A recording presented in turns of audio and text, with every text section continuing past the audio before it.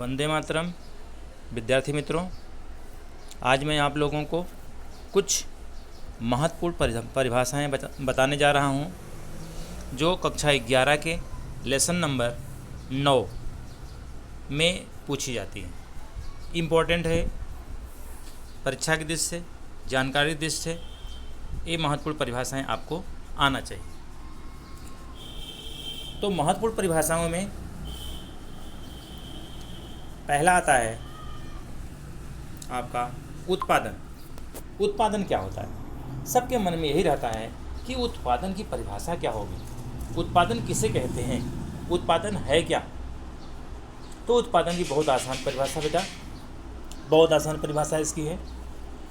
किसी निश्चित समय में उपलब्ध साधनों द्वारा जिस प्रमाण में वस्तुएं उत्पन्न की जाती है उसे उत्पादन कहते हैं। किसी निश्चित समय में, कोई निश्चित समय हो, निश्चित समय में उपलब्ध साधनों, जो साधन उपलब्ध हों, उन साधनों के द्वारा जितने प्रमाण में, जिस प्रमाण में वस्तुओं का उत्पादन किया जाता हो उसे उत्पादन कहते हैं। अब निश्चित समय क्या क्या है?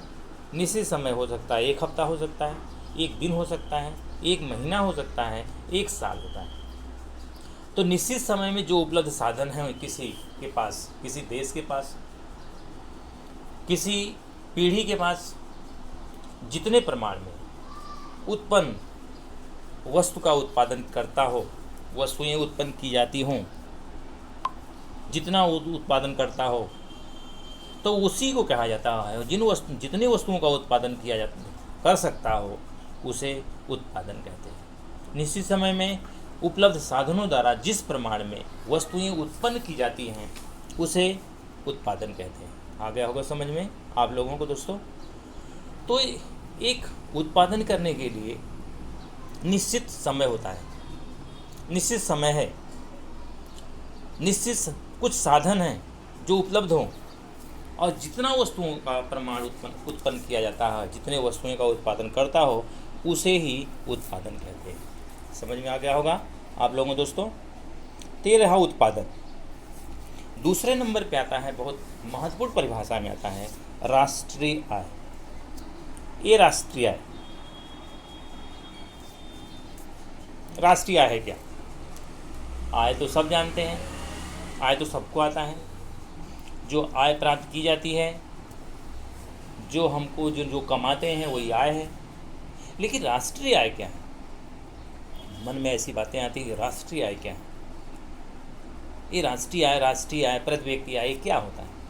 तो ये राष्ट्रीय आय भी बताऊंगा आप लोगों को, और प्रति व्यक्ति आय भी बताऊंगा। तो वर्ष दौरान, मतलब किसी एक वर्ष के दौरान या 2 वर्ष के दौरान, वर्ष के दौरान, 1 वर्ष के दौरान 4 साधनों द्वारा, 4 साधन क्या क्या हैं? जमीन, पूंजी, श्रम और नियोजन। ये 4 साधनों द्वारा राष्ट्र के उत्पादन में, अब राष्ट्र के उत्पादन में जो योगदान देते हैं, योगदान देने के बदले कुल प्राप्त आय का योग, मतलब इन वस्तुओं के, इन 4 साधनों द्वारा राष्ट्र के उत्पादन में योगदान के बदले में, जो योगदान देते हैं उसके बदले में जो आय प्राप्त हो रही है, मतलब उन साधनों द्वारा जो उत्पादन हो रहा है उससे जो आय प्राप्त हो रही है, इनके कुल योग को राष्ट्रीय आय कहते हैं।